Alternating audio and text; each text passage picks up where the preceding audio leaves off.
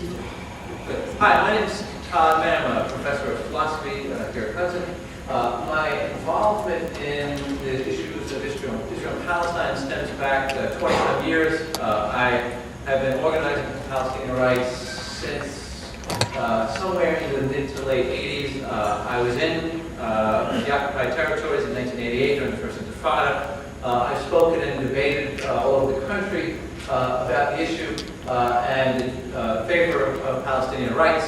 And what I want to do today is, I always find that when we get to the question and answer, that's the most interesting part. So I just want to lay out a very quick framework. And there are different frameworks you might lay out. You might discuss what's going on, and I think some people are going to discuss that.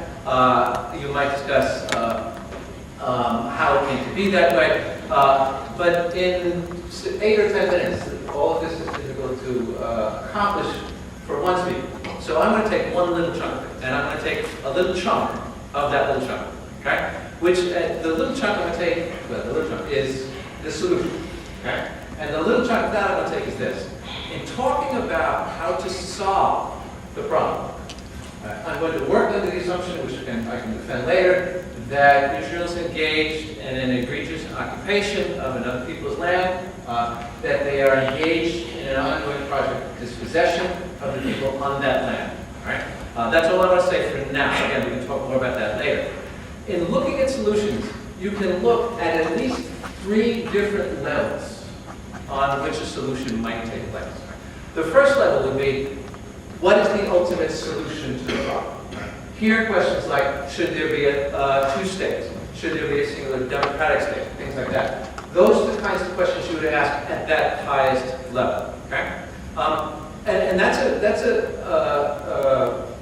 an issue about which reasonable people can disagree. Okay? I don't want to address that one at least right now. Right? The second layer, right, is how is it that you promote, right, the first, right? What do you do in order to move toward a solution? Okay? That talks about, right, the general activity in general terms that needs to take place to get toward a solution. Okay? The third layer, right, is what has to happen on the ground in order for, right, the strategy at the second layer to take place to promote what's going to happen at the third layer. Right? We can see in broad terms, broad and somewhat misleading terms, that there is a more general strategy at work at the second layer, right? Whereas the third layer is talking about what are people actually doing, right? In the terms of formal organizations and such.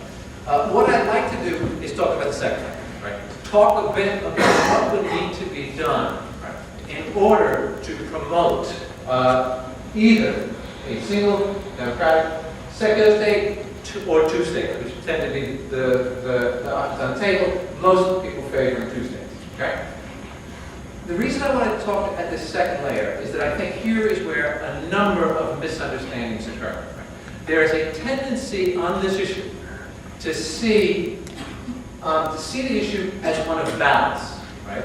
There are Palestinians, right, committing terrorist acts against Israel. Israel is committing terrorist acts against Palestinians. And we have to get people together to discuss the issue. The problem is that misses what's actually going on the ground. What's going on the ground is not simply 2 people who are committing violence against the other, although that is happening. What is going on the ground is a military occupation of a particular kind. Right?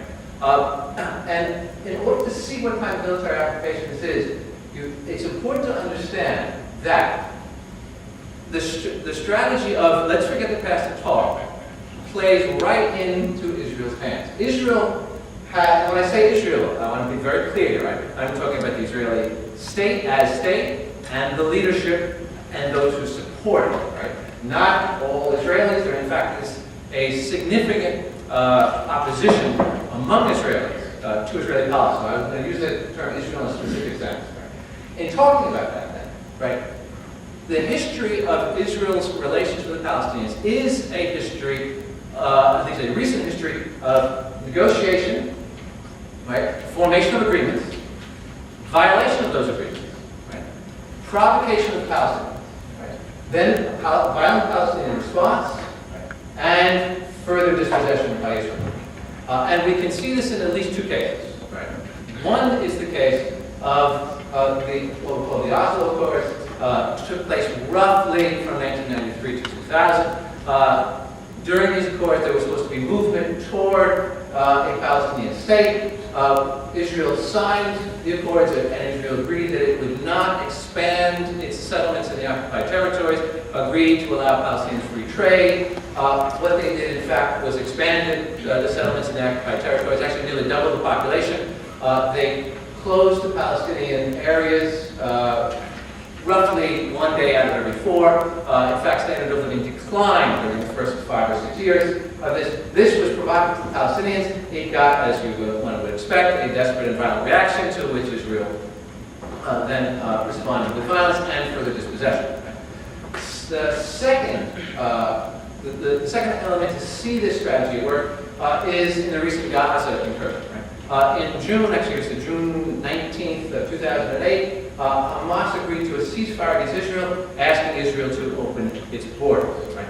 From June of 2008 until November of 2008, Hamas, which was in charge of the Gaza Strip, right, and is indeed, as folks say, a terrorist organization. The number of rockets that Hamas fired at Israel was 0. Okay? There were rockets fired at Israel by other splinter groups, right, that Hamas condemned, but they fired no rockets. Right? Israel opened its borders only marginally, right, allowing Palestinians very little room to move, and in fact, standard of living in Gaza declined again. Right?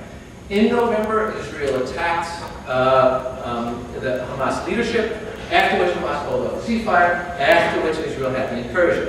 You have a history of agreements, violation of agreements, right? Provocation, right? Palestinian response, Israeli further dispossession. So, what's that middle ground got to consist of? Right? My argument is that what the middle ground has to consist of is, right, a non-violent, right, social, economic, academic, political isolation of Israel. Right? Without an isolation of Israel, right, Israel will be happy to engage in a policy of negotiation, violation, provocation, right, and response. Okay? When you have a country occupying another country, which has the military power it has over this other country, right, and engages in a pattern activity like this pattern activity, what you need to do, right, is isolate the country. Right? Well, I know Abel's going to talk a bit about South Africa. South Africa might not be a bad model here. There are similarities, there are differences. But instead of talking about how the Israelis and the Palestinians have to get together, which eventually they do, right, you have to talk about what are realistic strategies to ensure that negotiation will yield an end to the occupation. And in order to ensure strategies like that, you can't just say you guys got to get together and talk. It's been done. Right? It's been done a number of times, and the pattern that I talked about, right, is a pattern that recurs. So, you have to put pressure on the side that's engaging in the occupation. Right? My argument is that pressure has to be nonviolent. Right? Therefore, right, the strategy I would see among the international community. Right? This is not a strategy on the ground, what Israelis and Palestinians ought to do.